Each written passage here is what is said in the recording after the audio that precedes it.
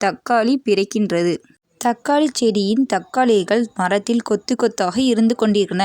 மரத்தில் தக்காளி எண்ணிக்கை அதிகமாக இருந்தது. இலைகளே இல்லாத போது தக்காளிகள் நல்லா பழுத்து தொங்கிட்டு இருந்தன. மழை பொழிகின்றது. மழையில் மரமும் நனைகின்றது. தக்காளியும் நல்லா நனைந்து குளித்து கொண்டு இருந்தது. தக்காளி நல்லா பழுத்து வைரம் போல ஜொலிக்கின்றது. தக்காளி நல்லா கொழு என்று சிவப்பு நிறத்தில் மரத்தில் இருந்து விழுகின்றது. தக்காளியின் பூமியில் நான் பிறந்து விட்டேன் என்று தக்காளி சந்தோஷமாக எந்திரிச்சு ஓடுகிறது.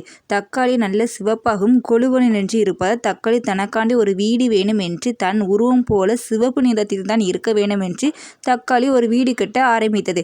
தக்காளி பல வடிவங்களை பார்த்து ஆராய்ந்து தனது ஒரு வீடை தேர்ந்தெடுத்தது. தக்காளி தன்னை போன்று தன் வீடும் இருக்க வேண்டும் என்று சிவப்பு நிறத்தில் தக்காளி வடிவத்தில் தன்னை வீடை கட்டி அமைத்தது. நான் எவ்வளவு இனிப்பாக இருக்கிறேன் அதை போன்று தன் வீடும் இருக்க வேண்டும் என்று வீடை கட்டி அமைத்தது. தக்காளி தன் நண்பர்களை சந்தித்தல். தக்காளி வீடு பக்கத்திலேயே கத்தரிக்காய் இருந்தது.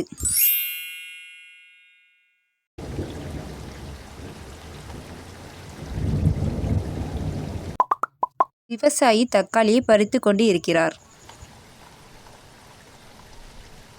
விவசாயி தக்காளி செடிக்கு தண்ணீர் அடித்து கொண்டிருந்தார். தக்காளி பார்த்து ஓடியது. தக்காளி தன் நண்பர்கள் கத்தரிக்காய், உருளைக்கிழங்கு, குடைமிளகாய் தன் நண்பர்களை பார்த்து தன் நண்பர்கள் அனைவரும் ஸ்கூலுக்கு நேரம் ஆகிவிட்டு என்று விரைந்து ஓடி செல்கின்றனர்.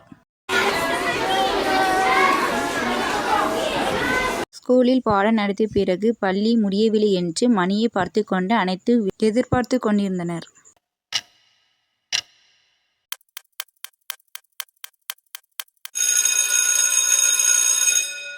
ஸ்கூல் முடிந்தவுடன் ஓடுகின்றன. உருளைக்கிழங்கு ஸ்கூல் முடிந்தவுடன் வேகமாக பார்க்குக்கு ஓடுகின்றன. பார்க் தக்காளி, உருளைக்கிழங்கு, குடைமிளகாய், கத்திரிக்காய் என அனைத்துகளும் ரொம்ப சந்தோஷமாக விளையாடி கொண்டிருந்தன. பார்க்கில் உள்ள ஓசுகளை வைத்து தண்ணீர் அடித்து விளையாட்டு கொண்டிருந்தன. தக்காளி விரைந்து ஓடுகிறது. அவரவர் தண்ணீரை வைத்து அவர்கள் விளையாடி கொண்டிருந்தனர். பார்க்கில் தண்ணீரை வைத்து விளையாண்டு கொண்டிருக்கும் போது மழை பெய்ய ஆரம்பித்தது. மழை பெய்து இருக்கும்போது வானவில் தோன்றியது. வானவிலிடம் உன்னிட வண்ணம் எவ்வளவு அழகாக இருக்கு. 7 வண்ணமும் 7 கலரும் எனக்கு ரொம்பவே பிடித்திருக்கு என்று தக்காளி உருளைக்கிழங்கு சொல்லிக்கொண்டே இருந்தது. மழை அதிகமாக பெய்து இருப்பதால் கொடை பிடித்து விட்டு அவர்கள் வீட்டுக்குள் சென்றனர். வீட்டுக்கு வேகமாக செல்ல வேண்டும், இல்லை என்றால் அம்மா தேடுவார்கள் என்று தக்காளி, கத்திரிக்காய் இருவரும் வேகமாக ஓடி சென்றனர். வீட்டுக்கு வந்த பிறகு வந்துவிட்டோம் என்று வீட்டுக்கு மகிழ்ச்சியாக சென்றனர். அவர்களுடன் கடற்கரைக்கு செல்லுதல். தக்காளி தன் வீட்டுக்கு வெளியே வந்து தன் நண்பர்கள் வீட்டுக்கு, உருளைக்கிழங்கு, கத்திரிக்காய் வீட்டுக்கு சென்றது. தக்காளி தன் நண்பர்கள் அனைவரும் சந்தித்து நம் கடற்கரைக்கு செல்வோம் என்று காரை ஏற்பாடு செய்து காரிடம் அனைவரையும் ஏற்றி சென்றது. காரில் தன் நண்பர்கள் அனைவரும் பேசிக்கொண்டு சந்தோஷமாக சென்றனர். கடலில் சூரிய உதயம் பார்க்க வேண்டும் என்று ஆர்வத்துடன் உருளைக்கிழங்கும் கேரட்டும் வேகமாக செல்ல வேண்டும் என்று பேசிக்கொண்டு சென்றனர்.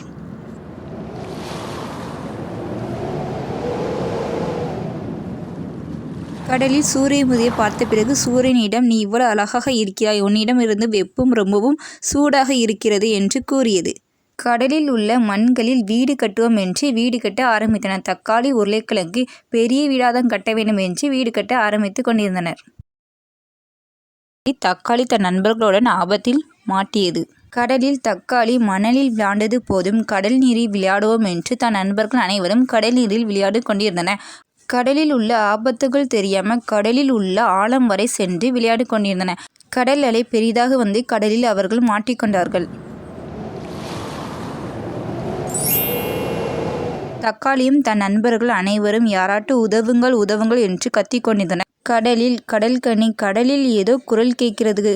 உதவுங்கள் கேட்காங்க, யார் என்று தெரியவில்லை என்று கடல்கனி பார்க்கும்போது தக்காளி தன் நண்பர்கள் அனைவரும் கடல்கனியிடம் உதவி கேட்டார்கள். கடல்கனி அனைவரையும் கரையில் அனைவரையும் சென்று விட்டது.